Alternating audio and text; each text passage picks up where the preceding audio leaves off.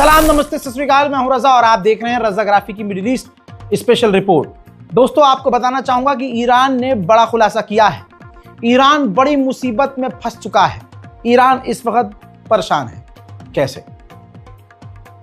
Iran के साथ देने वाले ग्रुप ईरान से नाराज हैं। वजह ईरान ने खुलकर नहीं बताई है, लेकिन आपको बता दूं, हूथीज जो अब तक पूरी तरह से ईरान के साथ थे, और हूथी बनाने वाला ईरान ही था। ईरान ही एक ऐसा देश है जिसने हथियार, हमास, हिजबुल्लाह, हूथीज, इनको इतने हथियार दिए कि ये आज इतने पावरफुल हुए। हूथी को बनाने वाला ही, इस संगठन को बनाने वाला ही ईरान था।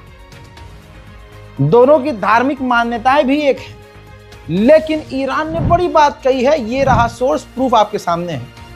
ईरान ने अपनी रिपोर्ट में बहुत क्लियर कट कह दिया है कि हम हूथी के ऊपर से अपना कंट्रोल खो रहे हैं। हूथीज हमारी बात नहीं मान रहे हैं। हूथीज हमसे खफा हैं। जब डील हुई थी गाजा और इजराइल की, सीज फायर की, तो अमेरिका ने हमें बुलाया था, लेकिन हम नहीं गए थे, क्योंकि हम 2 स्टेट को मानते ही नहीं हैं। हम कहते हैं पूरा का पूरा फिलिस्तीन है और इजराइल को फिलिस्तीन की ज़मीन छोड़नी चाहिए। हमारी नीति है फिलिस्तीन को सबसे ऊपर रखना, लिहाजा उस मीटिंग में हम नहीं गए। लेकिन शायद ये बात हूथीज को बुरी लग गई। हूथीज हम पर से निर्भरता खत्म कर रहे हैं। हूथीज हम पर अब डिपेंड नहीं है। वो हथियार भी इकट्ठे कर चुके हैं, हथियार शायद कहीं और से भी ले रहे हैं, कुछ भी कर रहे हैं, लेकिन अब हमारा उनके साथ कोई भी वार्तालाप, कोई भी लिंक नहीं है। वो अपने आप जो कर रहे हैं अपने आप कर रहे हैं, हमारी तरफ से कुछ नहीं है। वहीं इसके बाद और डराने वाली बात आती है, जो ईरान ने खुद बताई है कि उसका पड़ोसी मुल्क जो इराक है, ईरान और इराक के बॉर्डर मिले हुए हैं।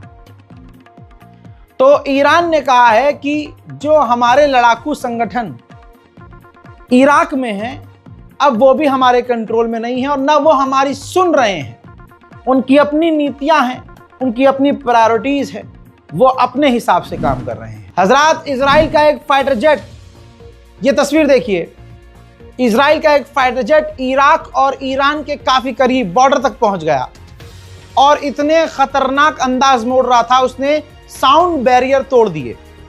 और उसके बाद खबर यह आ रही है कि कतर से अमेरिका का एक फ्यूल टैंकर उड़ा और उसने हवा से ही इजराइल के फाइटर जेट को हवा में रिफिल किया और दोबारा इजराइल जो है वहां से उड़ान भरकर वापस अपने इजराइल के बेस पर आया। यानी अब क्लियर है, ईरान को टेस्ट कर रहा है इजराइल, डिफेंस सिस्टम और उसके वो कितना एक्टिव है ये भी चेक कर रहा है इजराइल। हर दिन ऐसा लग रहा है कि ईरान और इजराइल की जंग करीब है। उधर ईरान में महंगाई की मार, भाई साहब, आप सोच भी नहीं सकते। ईरान ने एक बार फिर से अपने मुल्क के अंदर पेट्रोल डीजल के दाम बढ़ा दिए हैं, लेकिन कहा जा रहा है इतना हाहाकार नहीं मचेगा, क्योंकि भाई साहब वहां तो अच्छा खासा तेल उनके पास है ही।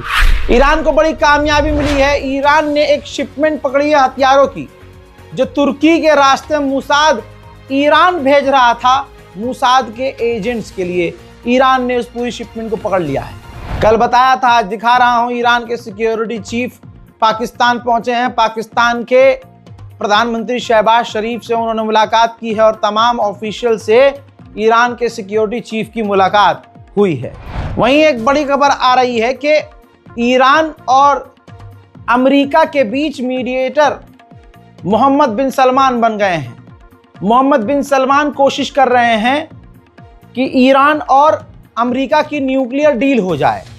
और आपको बता दूं कि डोनाल्ड ट्रंप राजी हो गए हैं कि हमारा मीडिएशन मोहम्मद बिन सलमान करवा सकते हैं। नेदरलैंड में केमिकल वेपन बैन को लेकर एक मीटिंग होने वाली है। इसी मीटिंग को ज्वाइन करने के लिए ईरान के विदेश मंत्री नेदरलैंड लैंड कर चुके हैं। मिडिल ईस्ट में आतंक किसका है, आपको दिमाग पर जोर देने की जरूरत नहीं है। बुरी खबर है दोस्तों, लेबनान पर इजराइल जो हमले कर रहा है वो खौफनाक है और ये सीज फायर के बाद कर रहा है।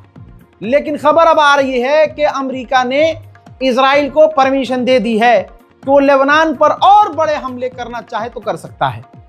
पूछो कोई इससे ये कैसा सीज फायर है भाई।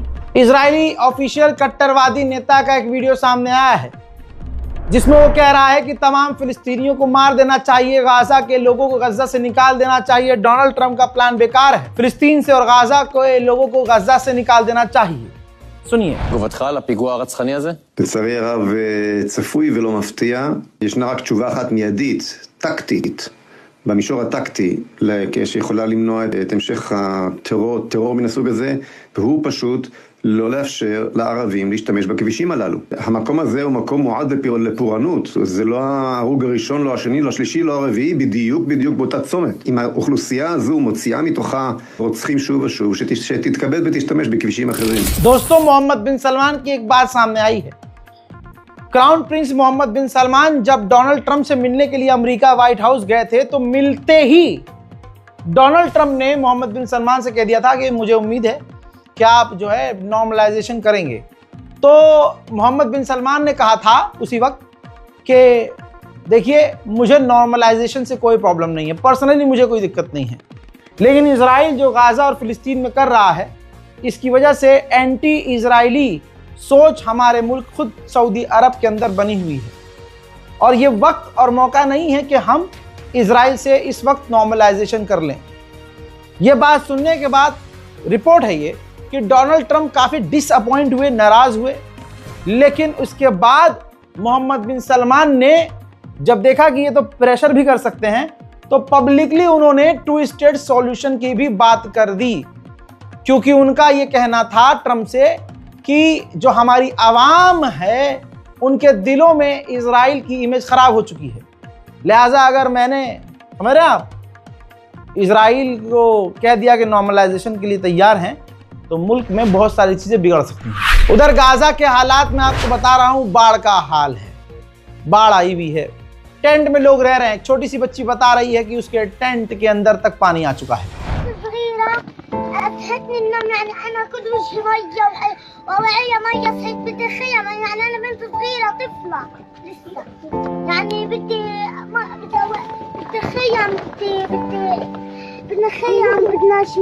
خيمتنا منزعة طلع كيف خيمتنا مية يعني بتاعنا مية أحلاماتنا مية كل حياتنا مية। इंडोनेशिया ने इन्फॉर्म किया है हमने 3 हॉस्पिटल शिप गाजा भेजी हैं, यानी चलता फिरता समुद्र में हॉस्पिटल।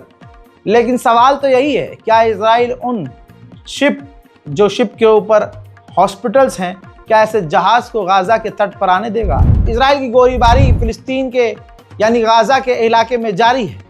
एक और फिलिस्तीनी नौजवान को इजराइल ने गोली मारकर गजा में कत्ल कर दिया है। वहीं रशियन ऑफिशियल ने कहा है, बड़ी बात है, कहा है कि इजराइल जो गाजा की जो घेराबंदी कर रहा है उसका प्लान है गाजा पर लंबे समय तक कब्जा करना। रिपोर्ट ये आ रही है कि भले ही इजराइल ने सीज फायर कर लिया गाजा में और जैसे वो हमले पहले कर रहा था वैसे नहीं कर रहा, लेकिन रिपोर्ट आपकी स्क्रीन पर तमाम सीज फायर के बावजूद यूरोप में अभी भी इजराइल के खिलाफ बाइकॉट ट्रेंड कर रहा है और बाइकॉट की मुहिम इजराइल के खिलाफ चल रही है जो इजराइल पर भारी पड़ रही है। हजरात, आप सोचिए हम क्यों इतना हाथ पैर मार रहे हैं गाजा के लिए, मेरी टीम क्यों गाजा के लिए कुछ न कुछ करने के लिए सोच रही है। UNRWA ने कहा कि गाजा की 90% आबादी भूखी है। यह भी कहा है कि गाजा में जो आबादी है ना इस वक्त, वो जीने के लिए सिर्फ दिन में एक बार खाना खा पा रहे हैं, वो भी बहुत मुश्किल से। लिहाजा दोस्तों, जैसे तैसे कोशिश कीजिए कि गाजा में मदद हम पहुंचा सकें। बेशक ज़रूरी है कि हम आसपास के इलाकों में भी देखें, लेकिन इतना बुरा हाल हमारे आसपास के गरीबों का नहीं है जितना बुरा हाल फिलिस्तीन के लोगों का है। यही कह रहा हूं कि हम छोटे छोटे टुकड़े में गाजा में मदद भेज रहे हैं, साथ दीजिए ताकि वो टुकड़े हम बड़े कर सकें। इस बारकोड का इस्तेमाल कर लीजिएगा, अदरवाइज नीचे जो है अकाउंट नंबर IFSC कोड भी है, हम मदद भेजेंगे। हालांकि मुझे पसंद नहीं है ये सब उनसे वीडियो मंगवाना, लेकिन ठीक है, वो अपने आप बहन भेज देती है कि भाई हम ये चीज़ लेके आए हैं और इतने लोगों को बांट दिया है। तो ये तस्वीरें जब आएंगी इंशाल्लाह तो मैं आपको उनके भले ही चेहरे ब्लर करने पड़े मैं आपको दिखाऊंगा। मोहतरम हजरात, नेतन्याहू ने इंडिया के लिए एक डील साइन की है अपने यहाँ। भारत में जो लगभग 4000 यहूदी जो रह रहे हैं, रह तो ज्यादा ही रहे होंगे, लेकिन 4000 यहूदियों को भारत से जो नॉर्थ ईस्ट में रह रहे हैं उनको, वहां भारत के नॉर्थ ईस्ट में जो यहूदी रह रहे हैं उन 4000 यहूदियों को निकालेगा इजराइल और अपने यहां ले जाकर बसाएगा।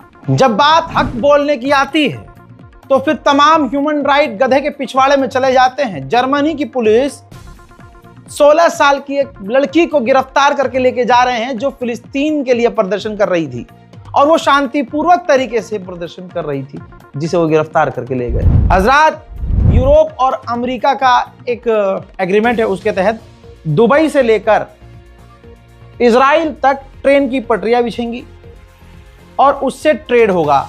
मैप मैं आपको दिखा रहा हूं, ज्यादा ध्यान से देखिए। जो लाल लाइन है, लाल लाइन, ये देखिए, आप देखिए दुबई से वो शुरू हो रही है लाल लाइन और वो अबू धाबी के अल बाथा तक जा रही है। फिर वहां से समुद्री थोड़ा सा रास्ता है, वहां से दम्माम से शुरू हो रही है ट्रेन की पटरी दोबारा से आगे से, और वो रियाद होते हुए, रियाद के करीब से होते हुए अल हदीथा तक जाएगी, जॉर्डन तक। फिर वो आगे जब ये पटरी बढ़ रही है तो आगे जाकर ये इजराइल के अंदर भी जा रही है, यानी दुबई से इजराइल ट्रेन की पटरी बिछेगी। मरहूम पोप फ्रांसिस जो अब इस दुनिया में नहीं है ऑब्वियसली, उनकी आखिरी ख्वाहिश थी कि जो उनकी कार है वो गाजा भेज दी जाए और गाजा के बच्चों के इलाज के लिए इस्तेमाल की जाए। तो देखिए दोस्तों, ये है तस्वीर। पोप फ्रांसिस की आखिरी ख्वाहिश पूरी हो गई है। उनकी गाड़ी को थोड़ा सा कन्वर्ट कर दिया गया है एक एम्बुलेंस की तरह, ताकि बच्चों का इसके जरिए इलाज किया जा सके। मिडिल ईस्ट स्पेशल रिपोर्ट में इतना ही। दुआओं में याद रखिएगा, हालात पूरे दुनिया के मुसलमानों के खराब हैं। अपने लिए ही नहीं बल्कि सभी के लिए दुआ कीजिए, क्या पता किसी और के भरोसे आपकी भी दुआ कबूल हो जाए। मोहतरम हजरात, इस रिपोर्ट को शेयर कीजिए, अपनी दुआओं में हमें याद रखिए। जय हिंद।